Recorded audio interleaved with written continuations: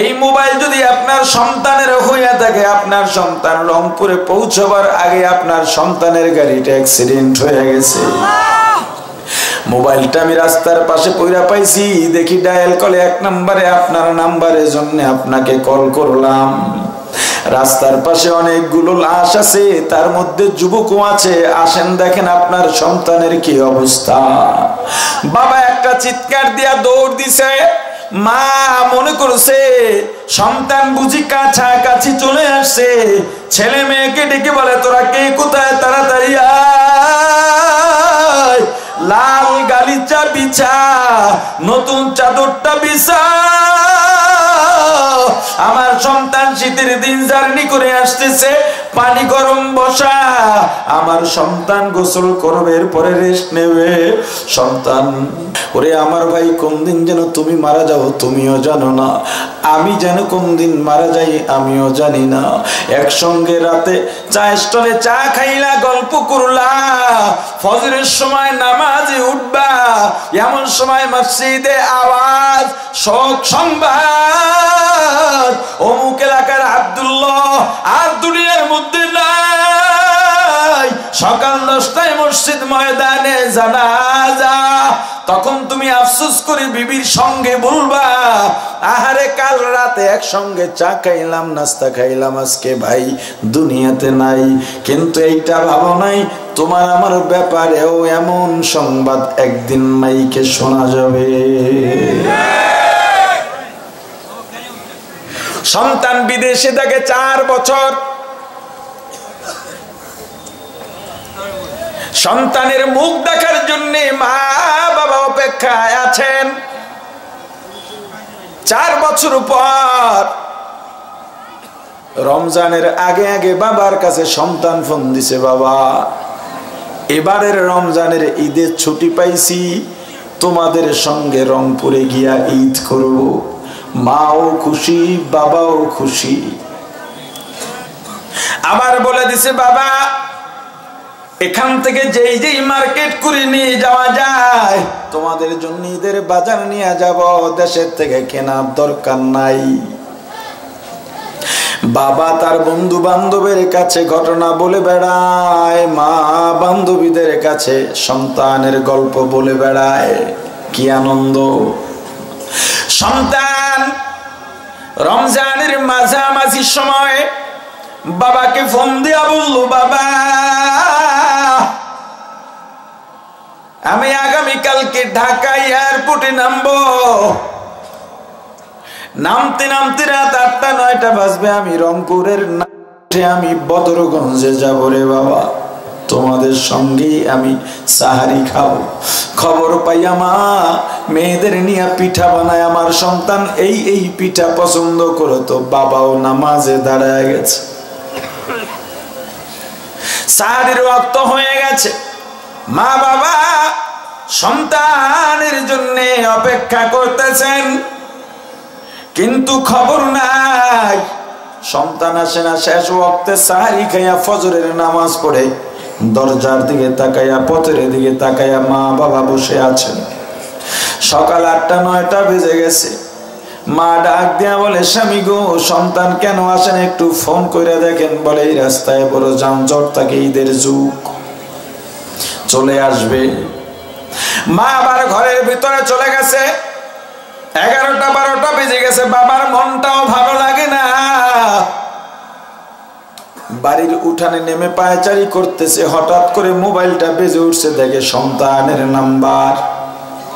আনন্দ নিয়ে ফোনটা যখন রিসিভ করছে, ওপার থেকে সালামের আওয়াজে সন্তানের কণ্ঠ পাওয়া যায় না। সালামের জবাব দিয়া বলে, বাবা তুমি কে? এই নাম্বার তো আমার সন্তানের। ও বাবা, বলে আপনি কে? বলে আমি মোবাইল ওয়ালার বাবা। অপর প্রান্ত থেকে ডাক দেয়া বলে, হে মোবাইল ওয়ালার বাবা, এই মোবাইল যদি আপনার সন্তানের হইয়া থাকে, আপনার সন্তান রংপুরে পৌঁছবার আগে আপনার সন্তানের গাড়িটা অ্যাক্সিডেন্ট হয়ে গেছে।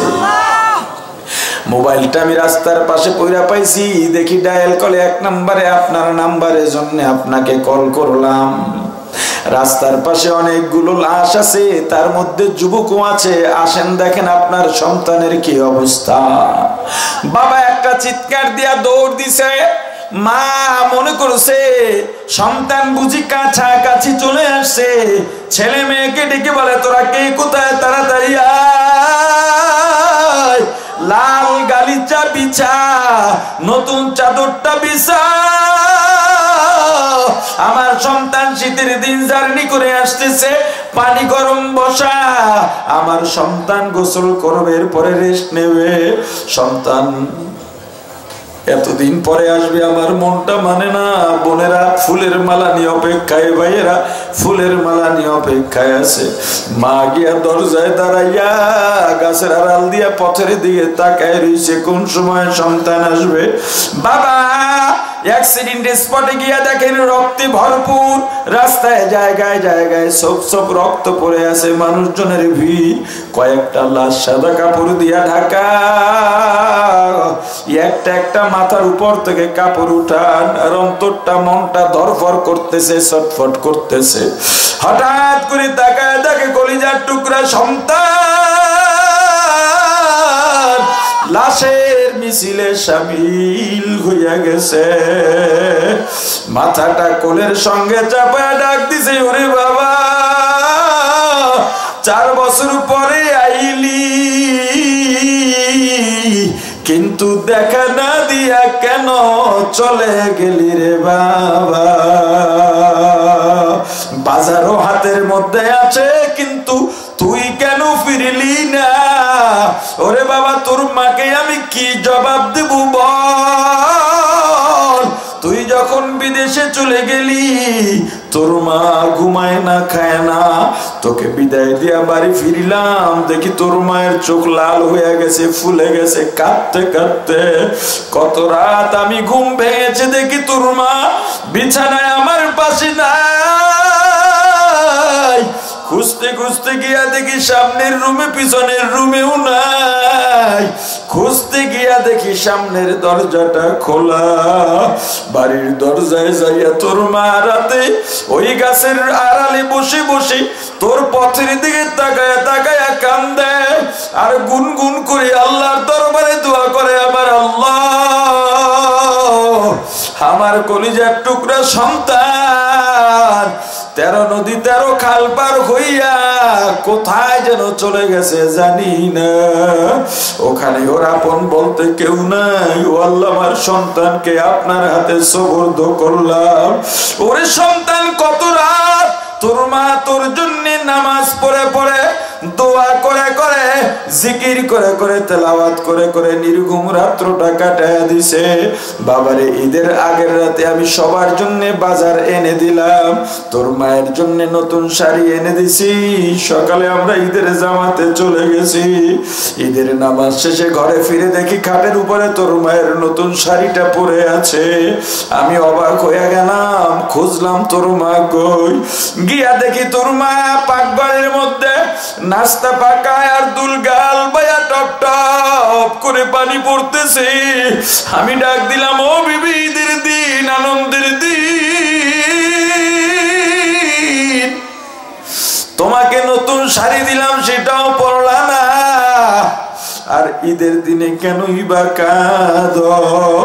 তোর মামাকে জড়ায় ধরে বলে, স্বামী আমার, আপনাদের মনে আনন্দ আছে, আমার মনে আনন্দ নাই। আমার একটা সন্তান আজকে আমার কাছে নাই। আমার সন্তান ঈদের দিনে কি করে জানি না। আমার সন্তানকে দূরে রেখে আমার মনে আনন্দ আসে না। হে বাবা, তুই যখন বলছিস বাড়ি আসবি, তোর মা ঘুমায় না, কি আনন্দ তার মনে। এদিক সেদিক ছুটাছুটি করে তোর জন্য তোর পছন্দের কত পিঠা বানাইছে, তোর মাকে আমি কি জবাব দেব বল? বাবা সন্তানের লাশ অ্যাম্বুলেন্সে করে বাড়ির দিকে রওনা হন। মা হঠাৎ করে তাকায় দেখে একটা গাড়ি আসতেছে, কি আনন্দ! বাড়ির মধ্যে দৌড় দিছে, তোরা কি কোথায় আয়? তোদের ভাই গাড়ি নিয়ে চলে আসছে, স্বাগত জানা। বাড়ির দরজা দিয়া যখন অ্যাম্বুলেন্স হুইসেল দিয়া ঢুকছে, মা একটা চিৎকার দিয়া ঘর থেকে বাইরে লাফাইয়া পড়ছে, এই মরণের গাড়ি আমার বাড়ি কেন? কার কপালটা জানি পড়ছে। দরজা খুইলা দেখে নিজের সন্তান রক্তাক্ত অবস্থায়। মা পাগল পারা হইয়া কাঁদেন আর বলেন, ওরে সন্তান, এইটা তোর শোয়ার জায়গা না, তোর জন্য আমি মা নতুন বিছানা বিছাইছি, তোর জন্য লাল গালিচা বিছাইছি। আয় বাবা আয়, তোর মুখে একটা মা ডাক শুনবো বলে আমি 4 বছর ধরে অপেক্ষা করছি রে বাবা। বোন কাঁদে আর বলে, ওরে ভাই, তোর জন্য কত পিঠা বানাইলাম, ওরে ভাই একসাথে বসে খাবো, কত আনন্দ। ভাইয়ের জন্য বোনদের মনটা কেমন পড়ে। গরম পানি বসাইছি, এই পানি যে তোর লাশের গোসল হবে, লাশের গোসলের পানি বসাইছি, বুঝতে পারি নাই। ভাই কাদের বলে, ওরে ভাই হার ভাগা, খাটুনি দিয়া টাকা পাঠাইছো, তোমার টাকা দিয়া লেখাপড়া কইরা আজকে আমি ইঞ্জিনিয়ার হয়ে গেছি, তোমার দেওয়া টাকা পয়সা দিয়া শিক্ষিত হইয়া চাকরি করি রে ভাই। মনে বড় আশা ছিল আজকে আমি তোমাকে ফুলের মালা দিয়া বরণ করব, কিন্তু পারলাম না। এ বদরগঞ্জের পর্দা আলীর মা বোনেরা, কোন দিন মা তুমি কবরে যাইবা তুমিও জানো না, একটু খেয়াল করো। যখন তোমার বয়স 15, 16, 17, 18 বছর হয়ে গেছে, তোমার বাবা, তোমার ভাই, তোমার চাচা, তোমার অভিভাবক বৃন্দ তোমাকে বিবাহ বন্ধনে আবদ্ধ করাইয়া রঙিন শাড়ি পরাইয়া তোমার স্বামীর বাড়ি পাঠাইয়া দিছে, কত আনন্দ। কিন্তু একবারও খেয়াল করো নাই যে এই দরজা দিয়া রঙিন শাড়ি পরে নতুন বধূ হইয়া ঢুকছ, একদিন সাদা পাতলা 5 কারা কাপড়ের প্যাকেট হইয়া ওই দরজা দিয়া বের হইবা, আর ফিরতে পারবা না।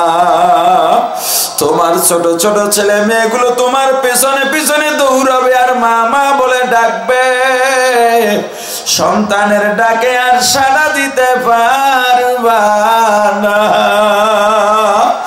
এ যুবক ভাই, তোমার হাতে পায়ে ধরে বলে যাই, তুমি আর রাসূলকে কষ্ট দিও না রে ভাই। আল্লাহর রাসূল কোন সুন্নতের ব্যাপারে বলেন নাই এই সুন্নত না মানলে আমার কলিজায় আঘাত দেওয়া হয়, কিন্তু আমার রাসূল বলছেন যে এই উম্মত দাড়ি কামায়, দাড়ি এক মুষ্টির কম ছাটে, ও যেন দাড়িতে খুর আর কেসি লাগাইলো না, ও যেন ছুরি নিয়া খুর নিয়ে আমার কলিজাটা টুকরা টুকরা কইরা দিল। এ যুবক ভাই, তুমি আবার রাসূলের কলিজার কতবার টুকরা টুকরা করলে তোমার মনে শান্তি পাইবা? মনটারে বুঝাও, আর কত রাসূলকে কষ্ট দেবা, দিও না, দিও না, দিও না। ওই কবরে গেলেও তোমার দৃশ্যমান সুন্নত আর কিছু নাই, শুধুমাত্র দাড়িটাই থাকবে তোমার দৃশ্যমান সুন্নত। প্রত্যেক মুমিন মারা যাওয়ার পর আমার রাসূলের সঙ্গে একটা মহাসড়ক করে দেওয়া হয়, রাসূল আমার উম্মতকে দেখেন, কিন্তু তোমার মুখে যদি দাড়ি না দেখেন অন্য কোনো আমলের দরকার নাই। আমার রাসূল বলবেন, পর্দা দে, পর্দা দে, পর্দা দে, এইটা আমার উম্মত হইতে পারে না। আল্লাহ আমাদের বোঝার তৌফিক দান করেন, বলেন আমিন। আরো জোরে বলেন আমিন। এই মাহফিলের আয়োজন যারা করছেন, দান সদকা করছেন এত রাত পর্যন্ত, যেই দিন মজুর মানুষগুলো আগামীকাল কাজ আছে এরপরও সেটা মেনে নিয়া দিনের স্বার্থে এখানে বসে রয়েছেন, আল্লাহ সবাইকে কবুল করেন, মাফ করেন, বলেন আমিন। আরো জোরে বলেন আমিন। যতগুলো কথা বলছি শুরুর দিকের কথা, কারো উপর আমার ক্ষোভ নাই, দিনই স্বার্থে বলেছি। এরপর কষ্ট পেয়ে থাকলে ক্ষমা করে দেবেন। আমি ক্ষমা চাই, মাফ চাই। আমি আপনাদের জন্য দোয়া করি, আমিও আপনাদের কাছে দোয়া চাই।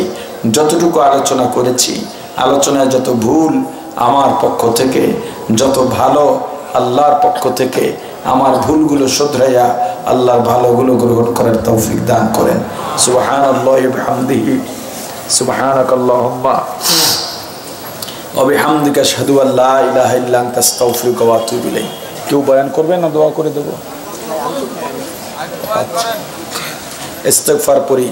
আস্তাগফিরুল্লাহাল্লাযী লা ইলাহা ইল্লা হুয়াল হাইয়ুল কাইয়্যুম ওয়া আতুবু ইলাইহি লা হাওলা ওয়া লা কুওয়াতা ইল্লা বিল্লাহিল আলিয়্যিল আযীম। আস্তাগফিরুল্লাহাল্লাযী লা ইলাহা ইল্লা হুয়া। আল্লাহুম্মা আনতাস সালাম। ربنا ظلمنا أنفسنا وإن لم تغفر لنا وترحمنا لنكونن من الخاسرين. ربنا آتنا في الدنيا حسنة وفي الآخرة حسنة وقنا عذاب النار. رب ارحمهما كما ربياني صغيرا. رب ارحمهما كما ربياني صغيرا. আল্লাহ মাহফিলকে কবুল করেন, আল্লাহ মাদ্রাসাকে কবুল করেন। মাদ্রাসার শুরু লগ্ন থেকে যারা জমি দান করেছেন, আসবাবপত্র দিয়েছেন, মাদ্রাসায় পড়াইছেন, পড়েছেন, কমিটির শুভাকাঙ্ক্ষী হিতাকাঙ্ক্ষী নারী পুরুষ ছোট বড় এলাকাবাসী, বর্তমানেও যারা জড়িত আছে ভবিষ্যতেও থাকবে, তাদেরকে সবাইকে কবুল করেন। আল্লাহ এই অজপাড়া গ্রামের মানুষগুলো কত সহজ সরল আমার ভাইয়েরা, আপনার মহাব্বতে আপনার ভালোবাসায় গভীর রাত পর্যন্ত বসে রইছে। আল্লাহ মনে কোনো প্যাস নাই, সরল মানুষ। এই মানুষগুলো যদি গুনাহ কইরা থাকে, ভুলে কইরা ফলাইছে, আল্লাহ আপনি মাফ কইরা দেন, আল্লাহ আপনি মাফ কইরা দেন। পর্দার আড়ালের অনেক মা বোনেরাও আমাদের সঙ্গে হাত উঠাইছেন। অনেক দোকানদার ভাই ব্যস্ততায় আসতে পারেন নাই, দোকানে আছেন, আমাদের সঙ্গে হাত উঠাইছেন। সবাইকে আপনি কবুল করেন। এই এলাকার মাদ্রাসার মধ্যে মহাব্বতের বন্ধন বাড়ায়া দেন। আল্লাহ আজকে যারা স্বেচ্ছাসেবক হইয়া শ্রম দিলেন, আপ্যায়নের ব্যবস্থা করলেন, বিভিন্ন সময় দান করলেন, আজকে যারা নাম লেখাইলেন, নগদ টাকা দিলেন, সবাইকে আপনি কবুল করেন আল্লাহ। আজকে যারা বয়ান করছেন, যত অতিথি ছিলেন উলামায়ে কেরাম, সবাইকে আপনি কবুল করেন আল্লাহ। আমরা যারা হাত উঠাইলাম, প্রত্যেকের মনের নেক আশা পূরণ করে দেন। যার মনে যত কষ্ট আছে, যার যত বিপদ আছে, যারা মিথ্যা মামলা শিকার, ষড়যন্ত্র শিকার, যাদের বিয়ে হয় না, সন্তান হয় না, যারা অসুস্থ আছে, যার যত সমস্যার সমাধান দিয়া দেন। আমাদের কামাই রুজিতে বরকত দেন, হালাল রুজি কামাই করার তৌফিক দিয়া দেন। দোকানদার, ব্যবসায়ী, কর্মচারী, কর্মজীবী, জেলে মজদুর, কৃষক, শ্রমিক, প্রশাসন, সাংবাদিক, জনপ্রতিনিধি, সমাজকর্মী, সবাইকে নিষ্ঠার সাথে কাজ করার তৌফিক দিয়া দেন। ওগো আল্লাহ, আমাদের ঘর বাড়ি, ব্যবসা প্রতিষ্ঠান সবকিছু আপনার রহমতের চাদর দিয়ে হেফাজত করেন। আমাদের মা বাবা, ভাই বোন, স্ত্রী, সন্তান, আত্মীয় স্বজন, বন্ধু বান্ধব, সবাইকে আপনি কবুল করেন আল্লাহ। আমাদের দোয়ার খবর রসুলের রওজা মুবারকে পৌঁছায় দেন। বাবা আদম থেকে আজ পর্যন্ত যত মুমিন মুমিনাত, মুসলিম মুসলিমাত অন্ধকার কবরে চলে গেল, প্রত্যেকের রুহের উপরে সওয়াব পৌঁছাইয়া দেন। ওগো আল্লাহ, এই এলাকায় যত মুসলিম কবর আছে কবরগুলো জান্নাতের বাগান বানায় দেন। আমাদের আত্মীয় স্বজন, মা বাবা, দাদা দাদি, নানা নানি, শ্বশুর শাশুড়ি, ভাই বন্ধু, পাড়া প্রতিবেশী, মুতাআল্লিকিন, মুহিব্বিন, ওস্তাদ শাগিরদ, পীর মুরিদ, স্বামী স্ত্রী অন্ধকার কবরে চলে গেল, প্রত্যেকের রুহের উপরে সওয়াব পৌঁছায়া দেন। আল্লাহ আমরা যারা বেঁচে আছি নেক হায়াত দারাজ করেন, ঈমানকে মজবুত করে দেন, নির্ভেজাল খাঁটি মুমিন বানায় দেন, নির্ভেজাল নেক আমল বেশি বেশি করার তৌফিক দিয়া দেন। খাঁটি মুসলমান না বানাইয়া অন্ধকার কবরে ডাক দিয়েন না। সুবহানা রাব্বিকা রাব্বিল ইজ্জাতি আম্মা ইয়াসিফুন ওয়া সালামুন আলাল মুরসালিন ওয়ালহামদুলিল্লাহি রাব্বিল আলামিন। আসসালামু আলাইকুম ওয়া রাহমাতুল্লাহ।